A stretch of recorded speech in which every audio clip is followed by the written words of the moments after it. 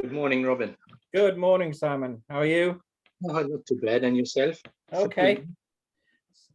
With the heat here, is it hot over there as well? Oh, yeah, you were hitting the 40s here. So wow. We're having enough problems with the 30s. And it's been like this for the past 2 weeks now. So there's more to come. Oh dear. Well, they say, yeah, we've got a heat wave. They say this Sunday is going to be hotter than ever. So I see. I mean, the difference is we're geared up for it. So most buildings are conditioned and whatever. So we can mitigate it as long as we're indoors. I mean, outdoors, you can't do anything about it. Yeah.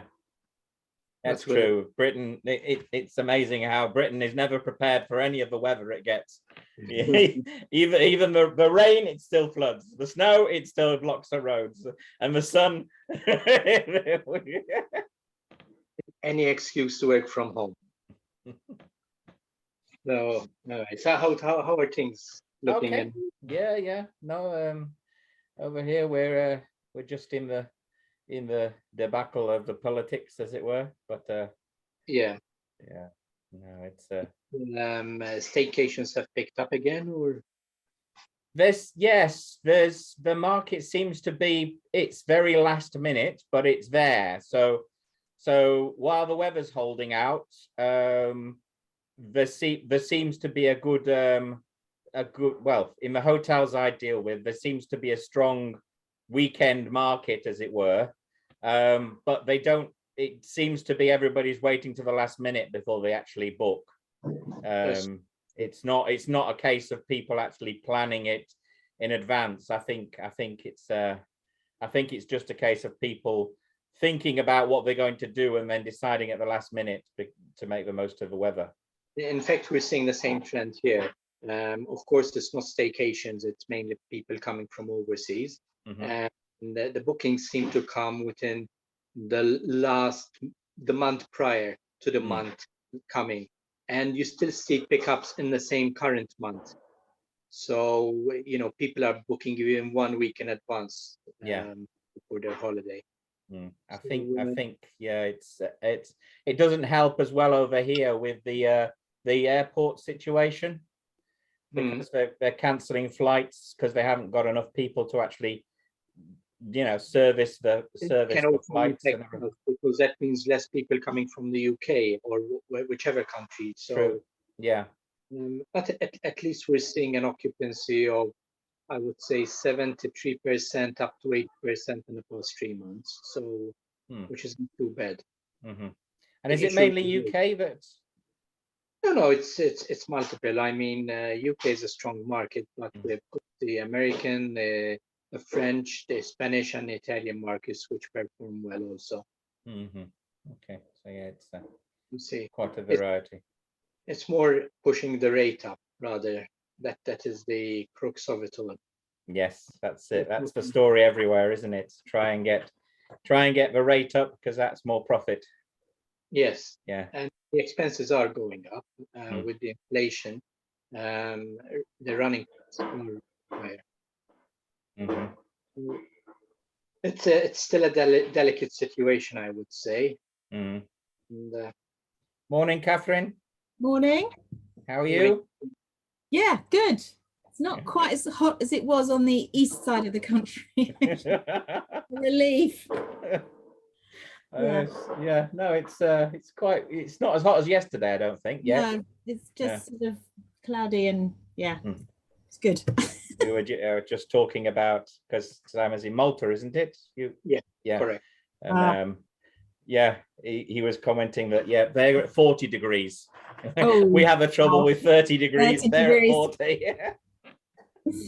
Yeah. Beautiful place, Malta, though. Yeah, thank you. We're well climatized. You're well climatized. And you have air conditioning mostly, don't you? Yes. Exactly. So, the only disadvantage of working from home is that air conditioning doesn't exist. No. Plus, you've got carpeting and whatever, so it keeps retains the heat there. In the building. I have all hard floors pretty much here, except for upstairs. But even so, it's I live in a house with a very thick wall, so it's not too bad. But I'm quite glad it's not 35 degrees in the office. Morning. Morning, Morning, everyone. Cameron. Morning, Andy. Morning, Alina. Yeah. Just talking about the weather. Yeah, It is I've so- got my up-to-date technology of a fan blowing into my office, and that's about it. Air conditioning? No. Oh, Yes, that's going to have to be the next move, isn't it? Everybody starts putting air conditioning in their houses and their offices and everything. not very green, unfortunately, is it? Yeah, well, No, you got to put a solar panel on your roof so you can run the air conditioning green. where's Kevin? He's not in yet. He should be talking about this. Oh, there he's down and on cue. Kevin arrives. Kevin, we're just talking about putting in solar panels to drive the air conditioning, so that we stay green.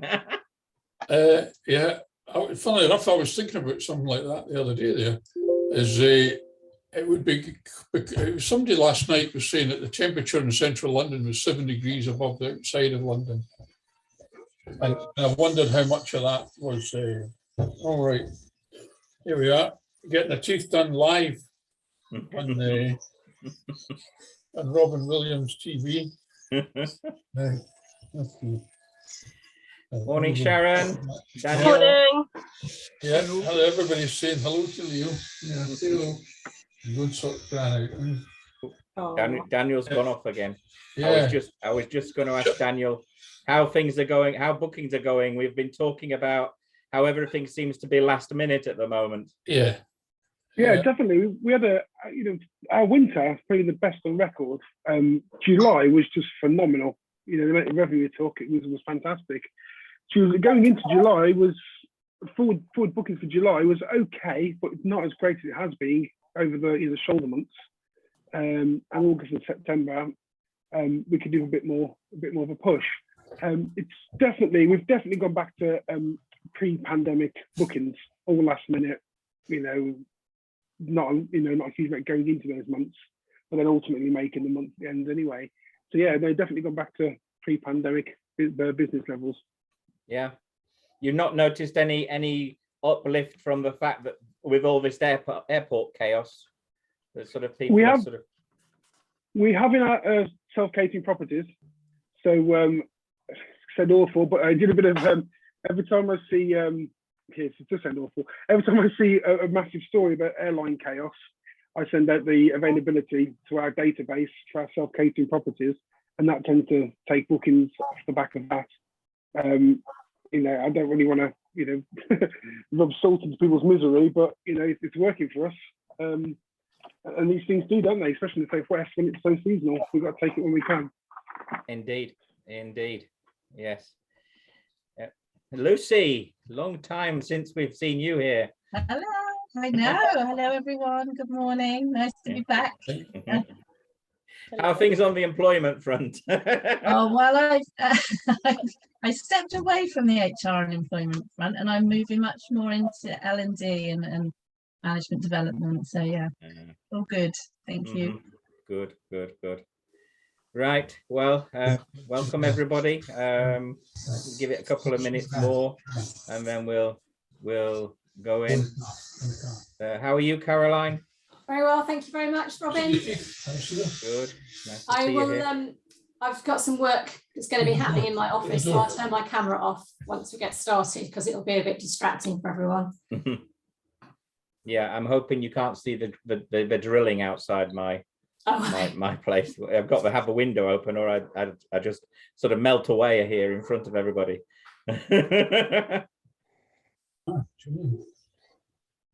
Yeah, fortunately, I've got the builders in at the moment, but they're on holiday this week. So otherwise, there would be a lot of banging going on at the moment in the White House as well. We finally got round to taking down a terrible old tiny conservatory that was the classic boiling hot in the summer and freezing cold in the winter, and we're replacing it with a proper structure. But it's yeah, they're on holiday this week, so it's peace and quiet in the house at the moment, which is quite nice. It's funny, really. We were saying earlier, Britain's not really prepared for hot weather, is it? We're never satisfied, though, are we? It's either too cold, too wet, too dry, too hot. Indeed. It gives us something to talk about, though. Yeah, it does. Yeah, we've Certainly got does. a great Certainly preoccupation does. with the weather, haven't we? Okay. Right. Well, this week we're talking about all things suppliers, and we've got Andy here to give us a lowdown on where we are. Hand Yeah. over to him. I'll try not to make it too uplifting because it's so good at the moment. Yeah. Oh, right. Okay. So have I got control of the Yep, I've just given fantastic. I can put anything I want up here now. Great stuff. Where are we? So let's go with that one. That should be it. Trying to get my headphones to connect. So is everyone seeing my screen now? Yeah. Yep. No, not quite what I've seen on there. Okay, so welcome all to let's play that from the start. So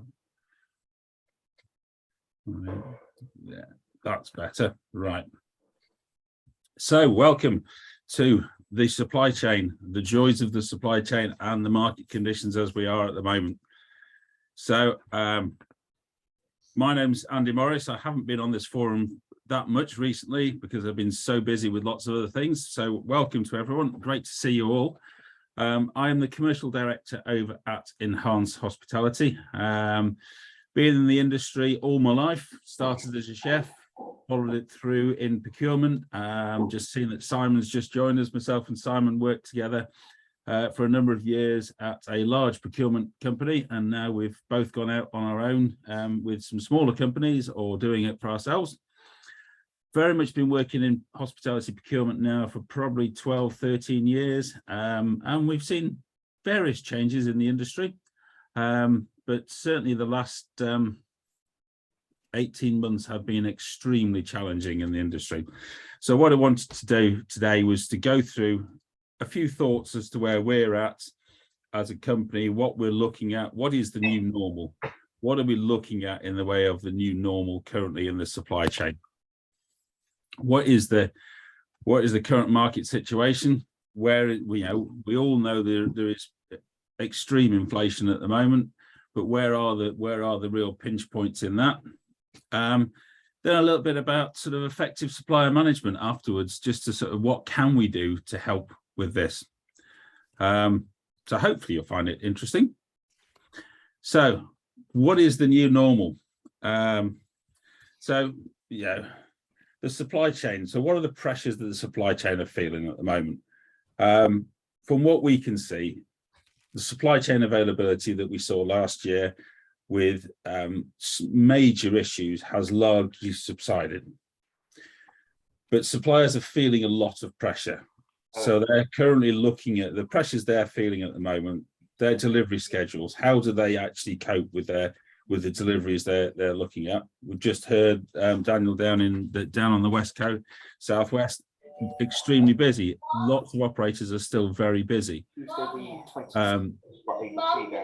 So they're looking at the delivery schedules, fuel prices. We all know when we fill up at the pumps how expensive it is. Now, if you think you're trying to fill up a fleet of large lorries, seen things online where it's well over £1,000 now to fill up an articulated lorry with diesel. So we're moaning at being over £100. It's 10 times that cost to fill up an articulated lorry. Staffing is an issue across the industry, but it's also an issue in the supply chain. Whether that's the drivers, whether that's the warehouse staff, there are major issues in the supply chain for staffing. And then energy costs as well. We all know that the energy costs have gone up, but running a large refrigerated warehouse is just got a whole lot more expensive because none of their pricing is capped. So for the suppliers, what are they looking at as their new normal? What are suppliers looking for from customers, from their customers? What are they trying to do to mitigate their costs? So a lot of suppliers are looking to reduce delivery days. So can they increase their average drop values and reduce the delivery days? Makes it much more efficient for them because they are driving around with full loads on their lorries rather than half loads. they actually then technically would need fewer drivers, which means they can fulfill the orders more easily. So they are looking to reduce delivery days into clients, and they're looking to increase those average drop values. We are also seeing with some of the dry and frozen suppliers, they're looking to reduce the range of products they're carrying. They've looked at things through the pandemic and afterwards, and they've looked, and there are certain product lines they've just gone, you know what, we don't sell enough of that, we're just going to kill that line. So operators will find that certain products they used to buy, and they used to think that they sold a lot of them, but they might have been the only person buying them, they're no longer, those lines are quite often no longer available. Some of those product ranges, the reduction is driven by the reduction in single-use plastics.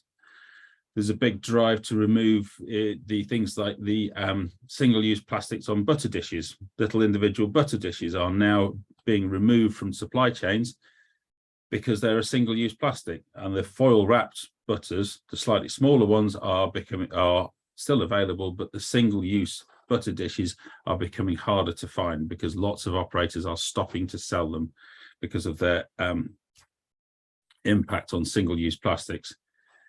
And sort of one thing to sort of bear in mind is this is not a temporary blip. This isn't suppliers just doing something because things are tough at the moment. Suppliers have looked at their balance sheet, and they are actively looking to change the way they operate their business in a more efficient manner. So this is not something that's going to change.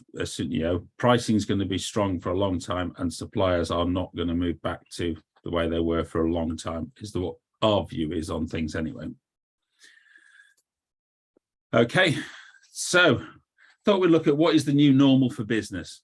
So we've probably, you know, Robin, you'll have talked quite a lot on these forums about sort of business. What are business doing?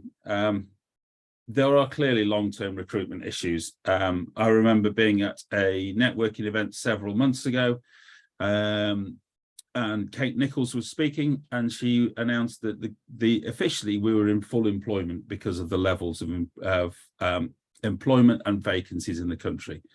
Since then, it's got worse.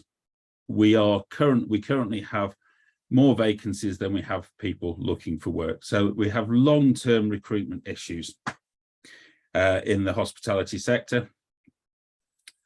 So businesses are, as far as we can see, businesses are looking to be much more flexible with their time. They're looking at the opening and closing times. Do they need to open for lunch anymore? Do they need to open as late in the evening? So this is all the sort of things that are knocked on from, you know, have we got the staff? Can we afford, with the energy costs, can we afford to open for as long a period as we currently are? So there's all these sort of things people are putting into their calculations. Much greater organization. So it's everyone should always have a well-organized business, but people are looking at absolutely every single cost in a business now because everything is impacting. So it's that whole organization. Are we managing every part of our organization to its most efficient? That's leading to, you know, focus on all areas of costs. So some areas that people didn't really used to think about. People used to renew their bin contracts. They renew a contract. Everything's been looked at in fine detail now. Is there any savings they can be looking at? And the new normal as well that we're starting to see with a lot of premises is their path to net zero. It's something that's coming with the recent increase in energy costs. And I could be, you know, just talking to some of our advisors, the payback used to be 6-7 years on renewables.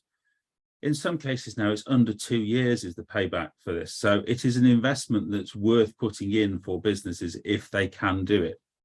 So that's part of what we're looking at, the new normal. We're talking to people now about, can they add solar panels to the roof? Can they, you know, have they got enough land that they can put a small solar farm or a small wind farm on the land? Can they add a borehole to draw natural water up?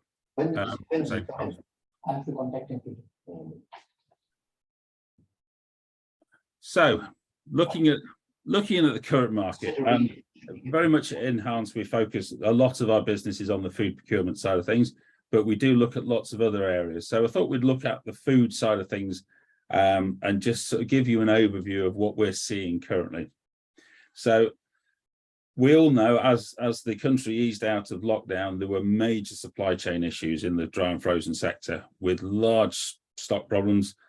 You were getting, businesses were getting short delivered regularly by large amounts. So what we're seeing now is that part of the business seems to have eased. The suppliers seem to have stock of the key lines, and we're looking now, most of our clients are achieving 92 to 95% order fulfillment, which we would regard as standard or normal.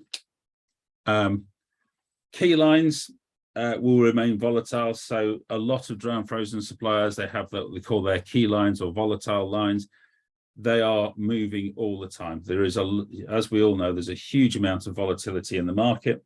So that is currently driving things. So yeah, I'll go on to some of the key lines shortly, but it is making things extremely volatile.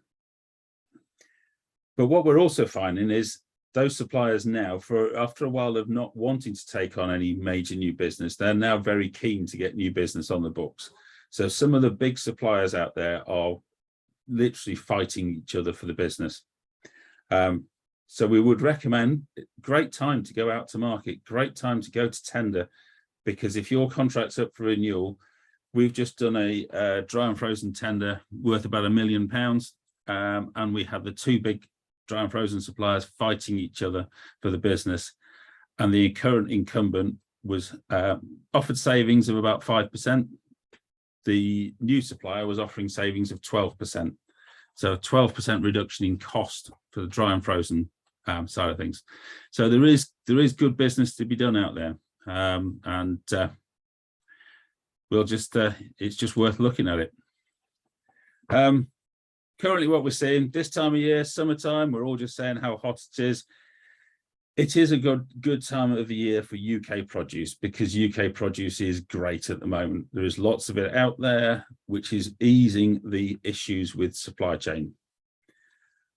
It is worth keeping an eye on non-EU exotics. So anything that's having to be air freighted into the country or transported a long distance, the costs are going to be going up because of the increased costs in transport. So these are things to bear in mind. Poor weather in Spain earlier this year. The Spanish had a terrible winter. It was extremely cold. There was reports you saw on the telly where it was snowing in areas where it had never snowed before for years. These areas have got huge amounts of polytunnels that grow a lot of salad crop in the winter. It was too cold. It was too wet. Salad crop was terrible. There was shortage of supply and prices rocketed. That seems to be largely behind us now. But just bear in mind, this is always going to be an issue now. When we have such problems with climate change, the supply chain is going to be affected with these extremes of weather.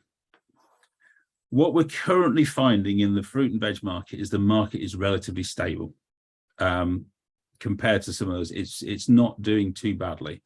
It's not massively affected by a lot of the things that are happening in the world currently. So that's fruit and veg.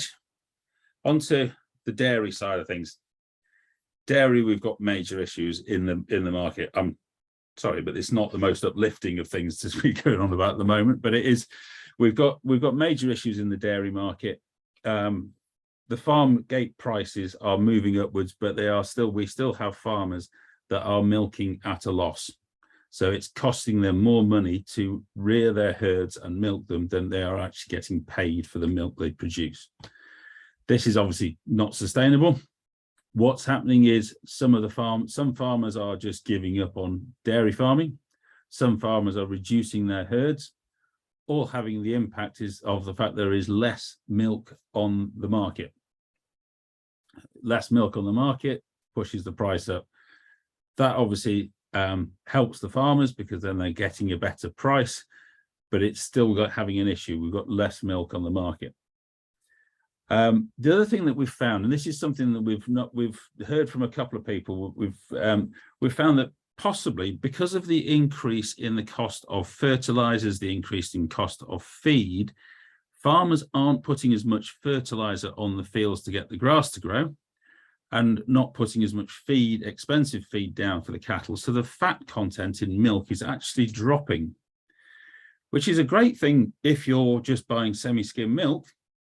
But if you're looking to take the fat off that milk to make cream and butter, it's a major issue. So that's partly what's driving the big increases in costs for cream and butter, is the fact there isn't as much milk fat available on the market, which is then driving the price up. And as I said before, the UK herd sizes are currently dropping, so that's leading to a shortage on the market as well. So a very, very tight market in dairy at the moment, and we've seen 2 or 3 price increases this year already, and we are forecasting more for sort of September time as well.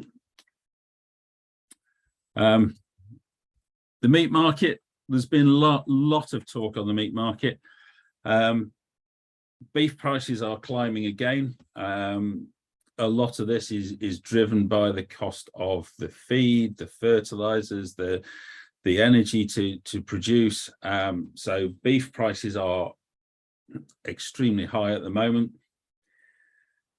Again, there's a problem with pork, is the fact that it's not economically viable for pork farmers to rear the pork, because they're not getting paid as much money as it costs them for the pigs they're sending to market. So that's reducing the amount of pork that's being reared, which then increases the cost. And then poultry, I'm sure you've heard a lot about poultry. A lot of the pricing is affected by the war in Ukraine. A lot of the poultry consumed in the UK comes from Eastern Europe. So especially Poland. So as the problems occurred in Ukraine, Poland tightened their market. They weren't exporting the levels of chicken that they were.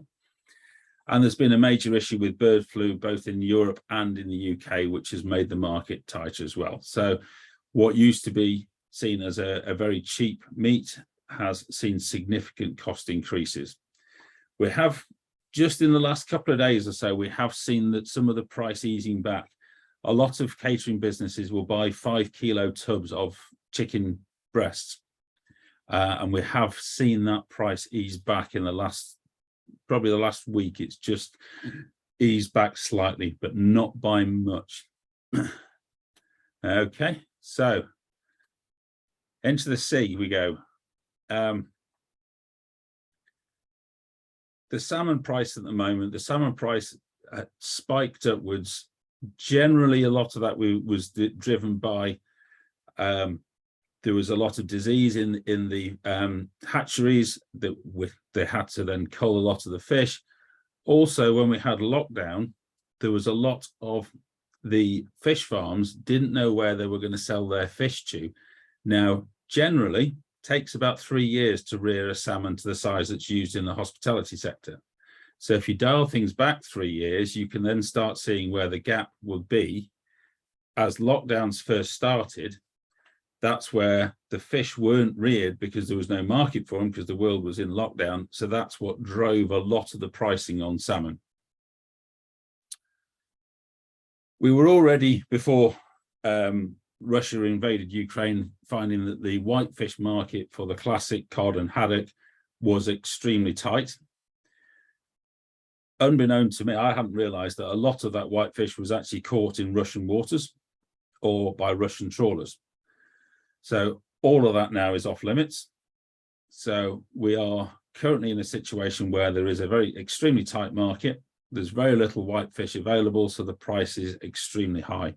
So if anyone's been to the local fish and chip shop or had fish and chips down at your local restaurant recently, you have noticed the price of fish and chips has gone up significantly.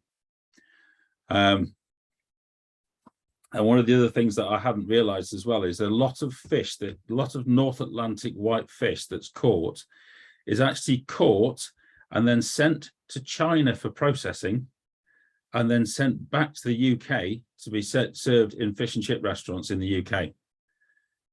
I mean, just sounds utterly bonkers, but that's the increased cost of that transportation has obviously had a knock-on effect as well. Would say with fish, though, it's worth keeping a good relationship with your fish suppliers. Talk to them about the alternatives. Talk to them about what seasonality is available in fish. What's there? What's out there? What would they recommend? And don't keep them, any operators, don't keep your menus rigid to what you've always done. Look for alternatives. Look for what the suppliers are recommending for you, because there are some out there. It's not, there's not a huge amount, but it's well worth looking for that as well.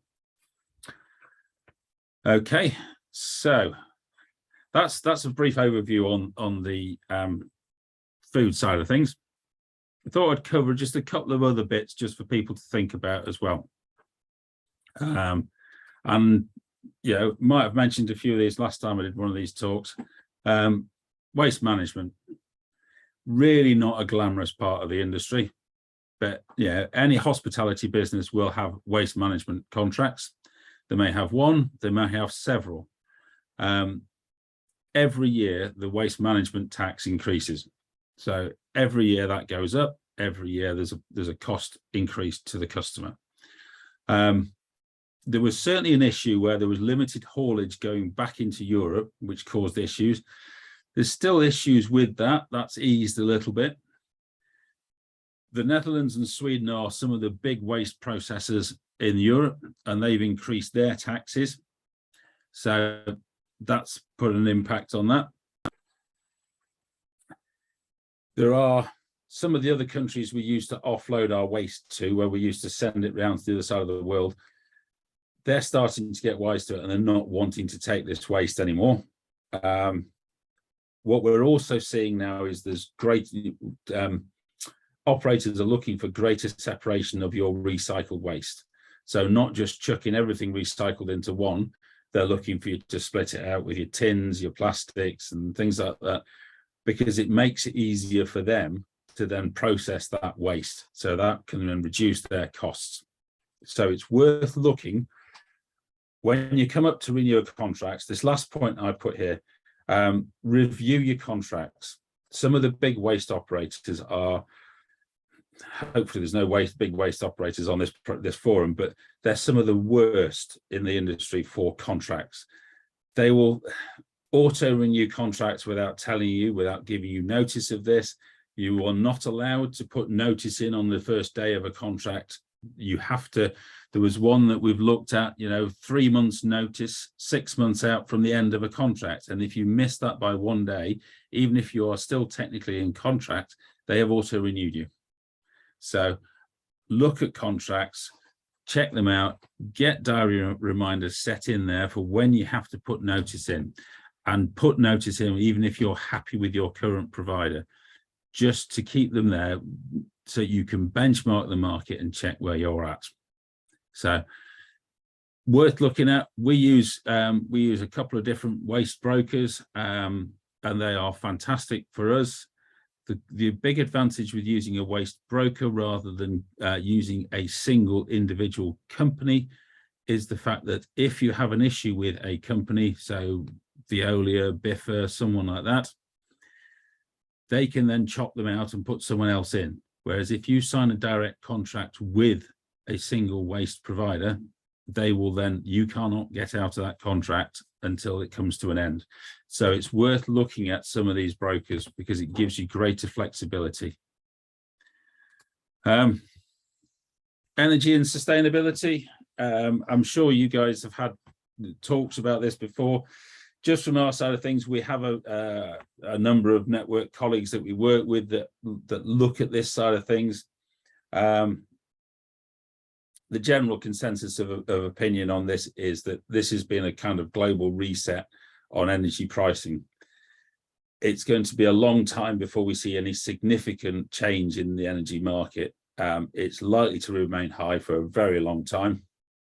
And prices are still rising. The latest report to the government was saying that the energy cap for households was likely to go up even more than was first thought. Government's green energy plans, when we actually have a functioning government again, are very long term. They're talking about building nuclear power stations. It's far too long term. And in talking to our energy brokers, those energy prices we saw pre-pandemic levels aren't likely to come back. We don't think that's going to anytime soon. There's going to be any reduction in energy pricing. So as I said before, the return on investment for green energy sources is much shorter, and it's now really is a viable option. We've got one client that we're working with. We're not actually working with them on this, but they've mentioned to us they're looking at putting a floating solar farm on one of their spare lakes.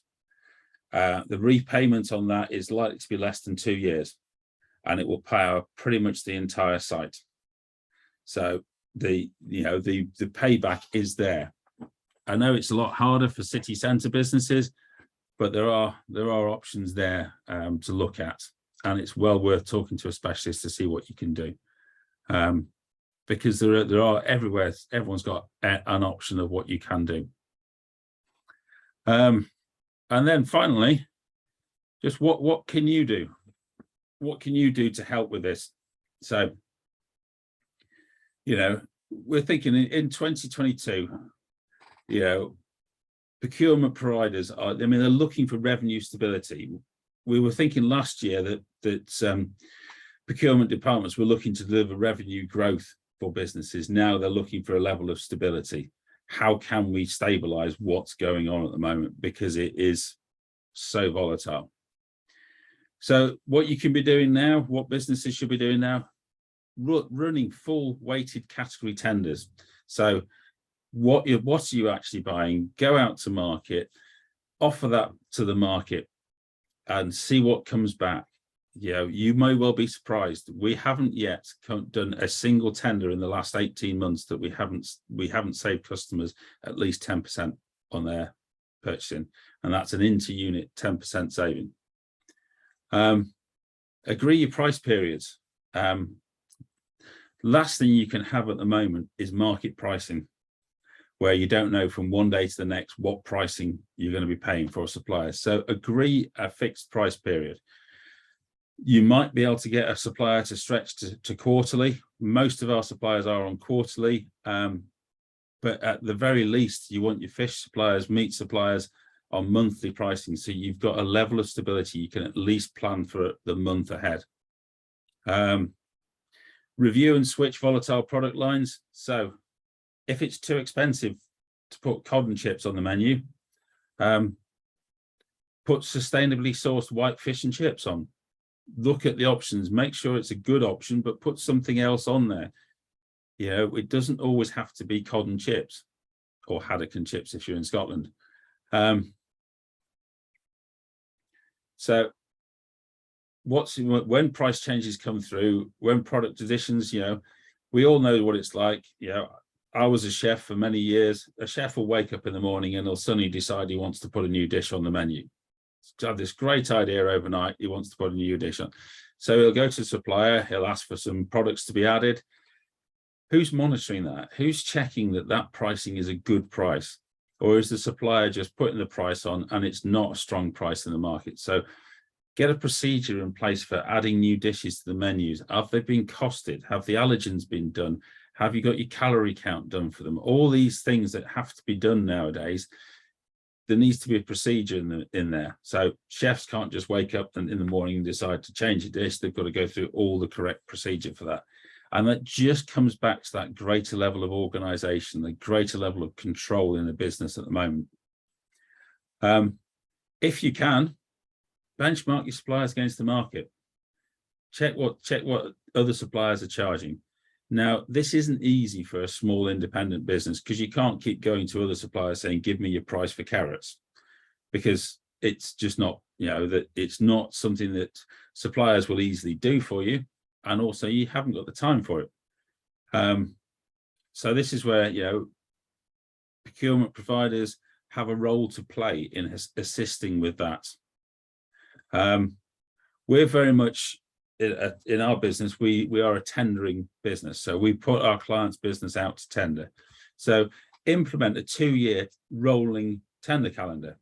So if you've gone out to market for your fruit and veg, agree to that with that supplier that, if they're going to keep to their KPIs, you'll do business with them for 2 years, but then agree it's a 2-year period that then in 2 years' time you go back out to market. And then if you develop a calendar with fruit and veg in this month, meat in the next month, everything rolls on nicely. So you've got a plan rather than doing it all a bit ad hoc.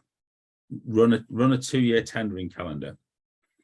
And then lastly at the bottom here, partner with a professional procurement provider. It could be ourselves, it could be somebody else. But right now, I think it's never been more important to have professional advice on the procurement market, because it is so volatile, it's changing so quickly, that if you are not on top of it, it is likely that some of your suppliers will be charging you too much money. So hopefully that hasn't been too downhearted and terrible, but quite happy to answer any questions now. I see there's a few things that I haven't looked in the chat. Is there anything in the chat, Robin? Simon, I would add that you should always request review monthly spend data from your suppliers. Yep. Request data. I was interested. Obviously, all these big players, they've always worked on the idea that they have like these standard recipes, menu engineered, and all the rest of it. Are they having trouble now playing between the standard recipe and the flexibility of what sort of cheap today and doing it that way? Because also with all this allergen stuff on the horizon, it kind of makes it more difficult to chop and change anyway, doesn't it? It makes it far more difficult. Let me just stop screen sharing now, and then we can all go back. Yeah, I think it makes it far more difficult. When you say big players, people like the restaurant group and things like that with their standard menus, that it makes it very challenging for them with the market. They will be on a level of price holds that nobody else would be available. But they will be constantly reviewing it, and the next time round when they're looking to change menus, they will be looking to move things around. It's very difficult for them in those long price hold periods, really. Do clients, do you know if your clients who've got like sort of more changeable recipes, are they doing like the proper recipe engineering to know the allergens, or is there a risk that people are sort of leaving the allergen stuff aside and just saying, well, I'll ask the chef if somebody has an issue? Or we generally find that pretty much all of our businesses are extremely conscious about allergens. So a lot of them use things like the Procure Wizard software platform, where they'll be doing their menu costings through there. There's now linked into that, it does the nutritional analysis as well. And it is very much, a lot of them are now insisting that chefs have to have that done before they can put a new dish on the menu. So people are far more aware of it than ever used to be. Anybody else? I work with some mid-sized clients, sort of 15 to 30 sites, and they all used to do, allow their head chefs to do all their own menus. And now, largely because of allergens and Natasha's law, but also supply chain issues, they're all moving now to standardized menus across the board that they know have been checked, predominantly for allergens. So I think it's certainly from my experience, it's quite big in determining the way that they're going. Yeah, I think so. I think there's one client that we work with extremely closely, and they insist that because we operate their till system for them as well, and they insist that if a new dish is going on the menu, that the dish has to be costed and checked by ourselves in Procure Wizard before that dish can even be put onto the till system for anyone to be able to order it in the restaurant. So there are businesses now putting these serious checks and balances in place that you've got to do all this before you can put a menu on. So there's much more emphasis on having like a bank of menus that at least, recipes that at least you've done that work on it originally. You can update it and then put it. Yeah, very much. It's that side of things. The the days of the old on the back of a fag packet costing are long gone now, really.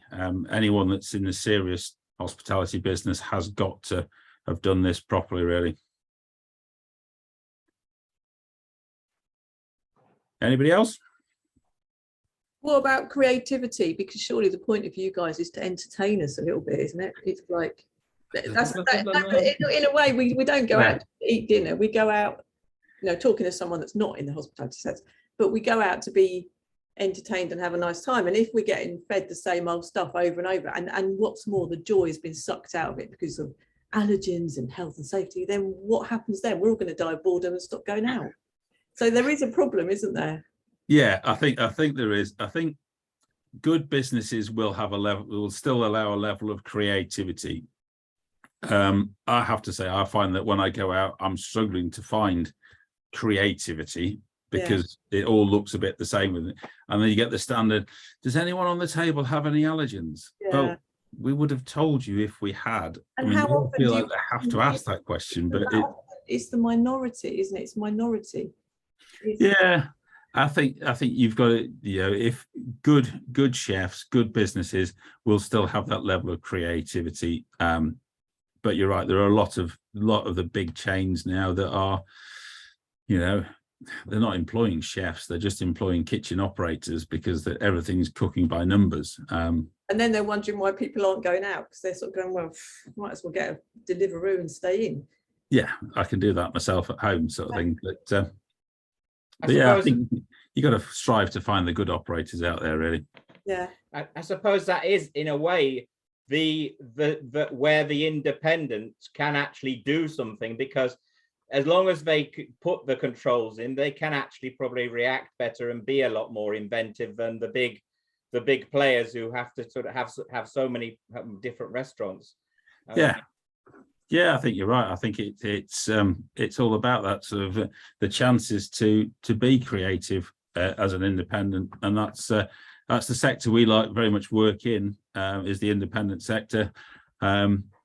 We tend to work with groups, small independent groups of sort of 3 to 12 hotels. We work with some independent restaurant groups and things like that, and they are far more creative. They're more interesting to work with.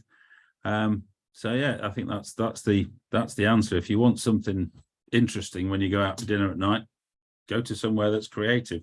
Names, Andy. Where's good at the moment?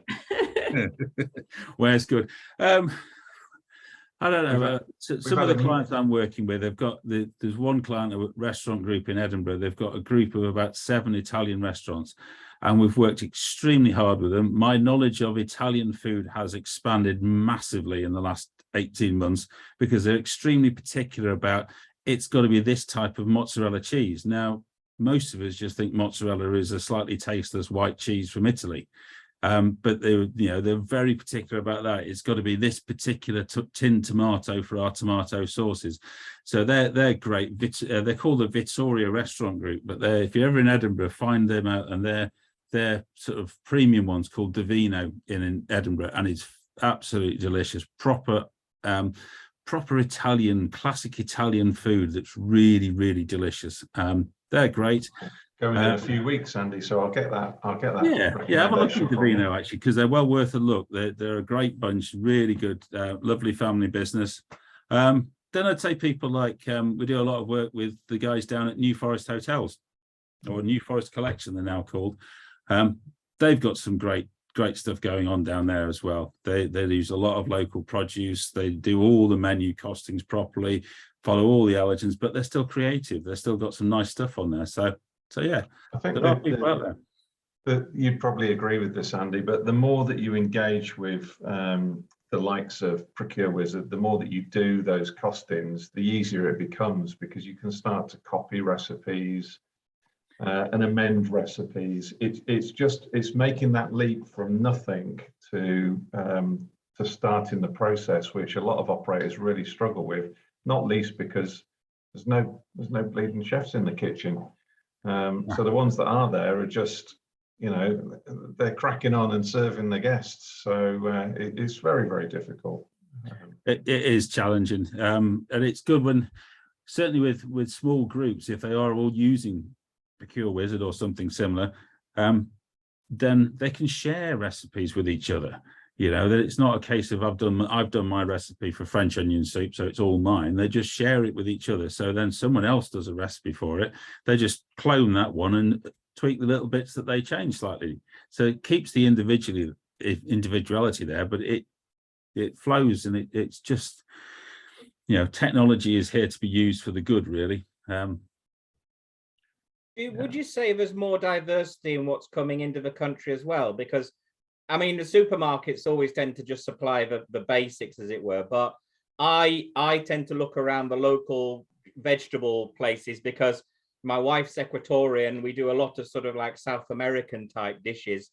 And I seem to have noticed a lot more fruit and vegetable and stuff like that that's from the sort of from whether it's coming from South America or from Asia, but the more exotic, as you say, coming in.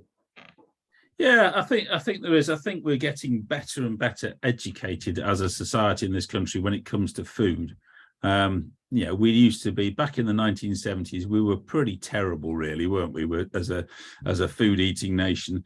We're a lot better now, and I think that's just it just continue. The more that we see things on the telly, the more that, you know, the chefs talk about this, the more that there's going to be an expanse of the variety of foods that we will be trying in this country. And I think maybe some of that's been driven by the fact that we haven't been able to go away for so long, that we've looked to get some of that product ourselves in this country to try and cook it ourselves that we were used to eating when we were abroad. I don't know, but I think you're right, Robin. I think there has been a drive towards more interesting things available to buy. That must be to do with Brexit, mustn't it? And all the supply chains being mullered.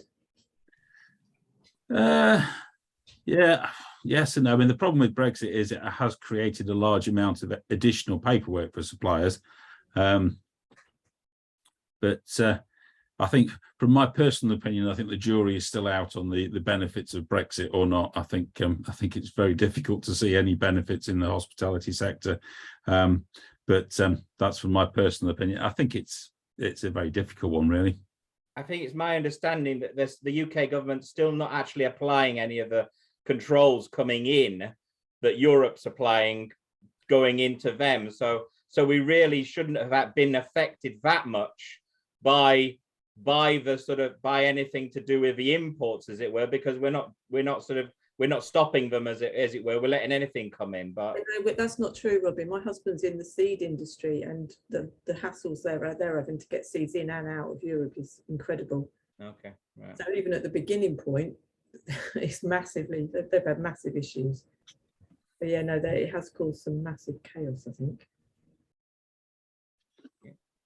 Anybody else have any comments, any questions? Robin, yes. We, you know, where we are, we've got a lovely little cove at the bottom of the hill, and there's an operator, a little guy, lovely chap, and he fishes lobster, crabs, spider crabs, so he has the odd monkfish come in, and he guarantees us the best price. You know, we bring it in, we don't pay the transport price, it comes straight in. And we decided to do a little bit of this was back last year. We decided to do a bit of self-promotion, Instagram, and look, this is where our lobsters come off, straight off the boat, straight into the.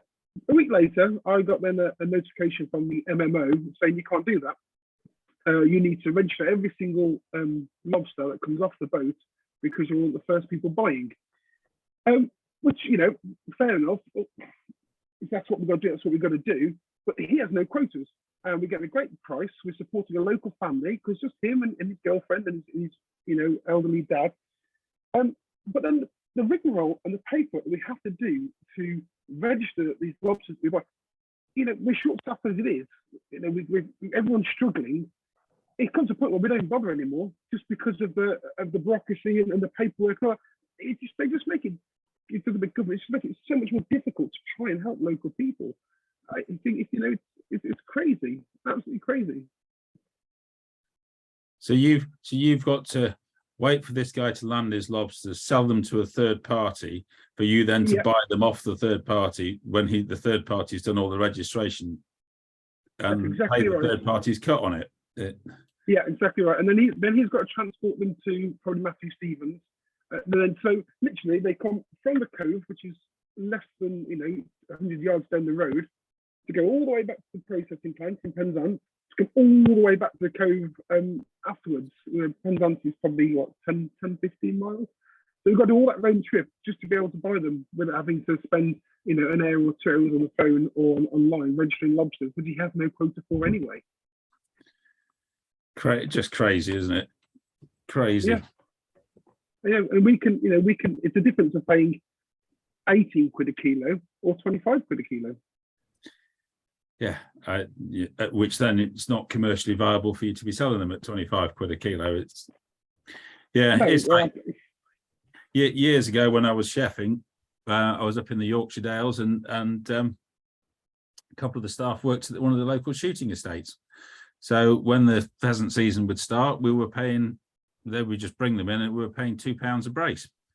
And by the time the season was well up and running, we were paying 50p a brace because they couldn't give them away. Yeah. But now I can't do that. You can't do that anymore because it's all got to go through checks and balances before. So, which you can understand, there is a level of that you do need to do, but that does sound vaguely bonkers because there's, but what can you do? Absolutely bonkers. The fish is fine, so we do get some really good fish, but it's difficult. It's getting more difficult every single day. Yeah, we're making things harder with all the bureaucracy. We're making things harder and to actually get fresh and cheap produce. And yeah. Well, and creativity. Sarah's point, the reason we have to do allergens is because someone somewhere thought it was a good idea. We've got calorific values coming soon as well. And I've seen a couple of people comment on LinkedIn about that and saying that actually it really puts them off going out to eat.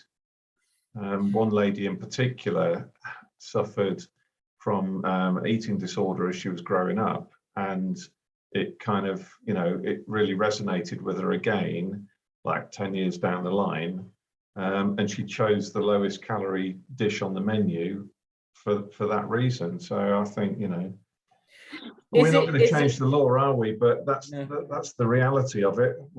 Is it the British nature to actually overcomplicate things? I mean, I know when allergens came out, it was a big thing about allergens, but you went around Europe and they knew about their allergens. They said, well, if you want to know your allergens, but it wasn't like, it wasn't like major heartache. Whereas here it was like straight off, let's get everybody to do everything. And it's kind of knocked it to an extreme where I understand if people have an allergen, but then again, if they have an allergen, then it's like if I want to eat sort of lightly, then I'll look to find food that's lighter, so I'm not putting on weight. It's almost kind of have taken the onus off the person to actually decide what they should eat.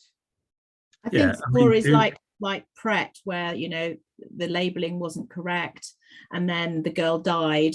That's made massive stories, and of course the who is responsible then.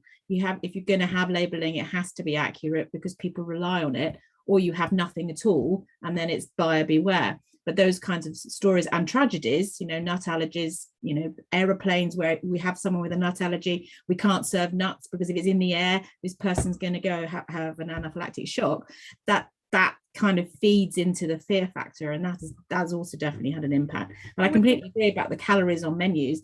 I do not want to know that pizza with goat's cheese has 1,200 calories, and the one that I really want to have has got 1,800 calories. And I don't. If I go out for dinner, I don't want to know that. Maybe I should. What happened before what happened before people had to put the allergens on a sandwich? And I mean, now it's almost a case of you believe exactly what it says, and that's where the issue came with Pret. They believed the label, as it were, instead of just at making their own informed decision or checking with the people and all the rest of it, as probably you would have done in the past. I think it has made it possible for people who do have very serious allergies to go out and, you know, have a bit more of a life maybe. But the downside of that is that when it goes wrong, you know, you have to then have everything on there, and you as a supplier are responsible, or the hotelier, or the wedding venue person, you know, who my daughter and my niece is an event manager, and they do lots of weddings, and if the bride hasn't, she's got a wedding next week with 150 people, and the bride hasn't asked that question, and she's having to check everybody as they come through and then change the food at the bride's request so that there can't be a problem. I mean, that's going way beyond what I think a wedding chef. It seems to have gone from the individual taking responsibility from themselves, and also our hysterical journalism in this country is like ridiculous. I mean, I've lived in France, and over there, when you read the papers, you didn't get the sort of hysteria that we get in our country. I mean, God, all of our newspapers are just full of hysterical claptrap. Whereas in Europe, their journalists sort of seem to actually like just report actual events.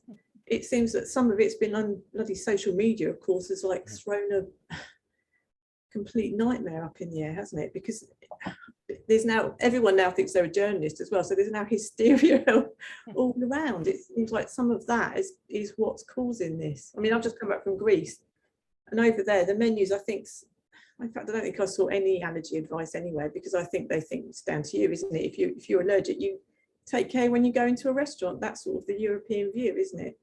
Whereas here we seem to like cater for the minority and we sort of forget the majority, which surely slightly the wrong way round. I don't know. I mean, obviously I have sympathy because it's a terrible thing, but how many people have got those allergies, and surely they must be aware of what they're eating, because that's their responsibility for themselves, isn't it?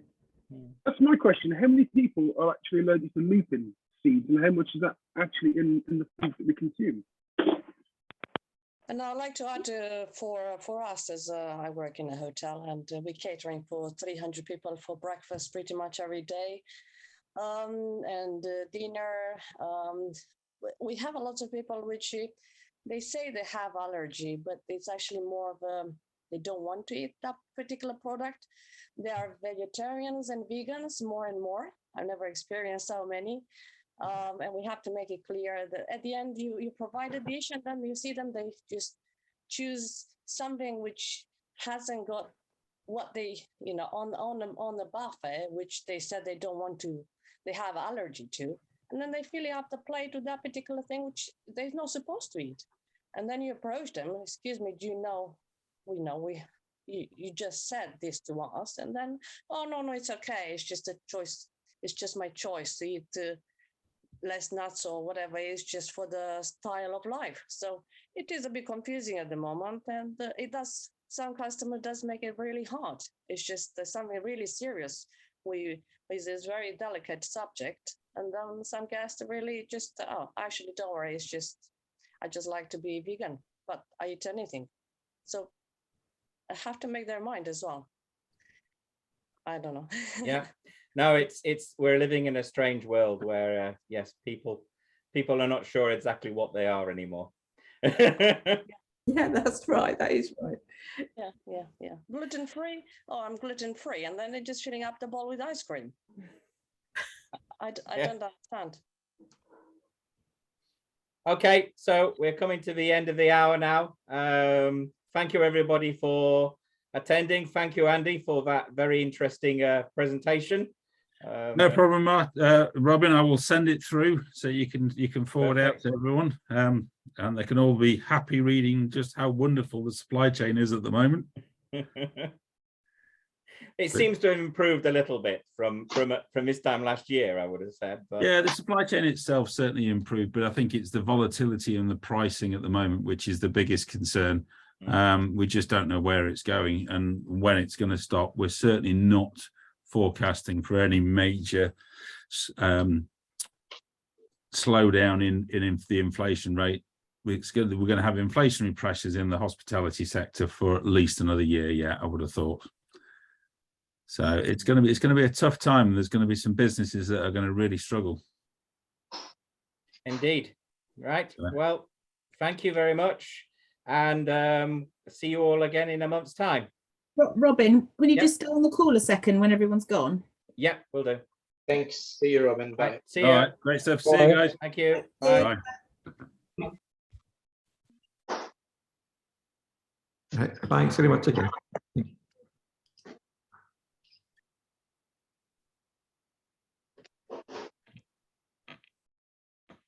There. I just wanted to say that if I'm going to rethought his name, that's terrible. Andy is interested. Some of our data he might find quite interesting around cost. Yeah. I mean, I'm just looking at utilities per occupied room. So I'm looking at UK provinces versus the UK, and I'm looking at this year to date versus 2019, 2020. And in 2019, we were looking at £6.95 per occupied room, and we're now currently looking at £12.63. So, and that's all broken down. I don't know whether you've seen what we have here, but I've seen hot stats sometimes, but I've not recently. No. You might be interested in just having a look. And when we're talking about food costs, there's a lot of data in here, and also about labour. I mean, obviously we have the P&L. So if you or he are interested, I'm happy to do a quick demo. He might find that interesting. And if there's any kind of data you need for anything that you're doing, I'm happy to help out. Yep. Yeah. It's always, no, hot stats is a good source of information. I'm not trying to sell anything here. I'm just it might be interesting for you to have a look, just to see what is the level of detail that's there, particularly when we're talking about cost, because we're very good at looking at revenue, and we're very not so good at looking at cost and control, and those kinds of areas are obviously crucial at the moment. So definitely. Okay. All right. Take care. Thank you. Bye-bye. Bye.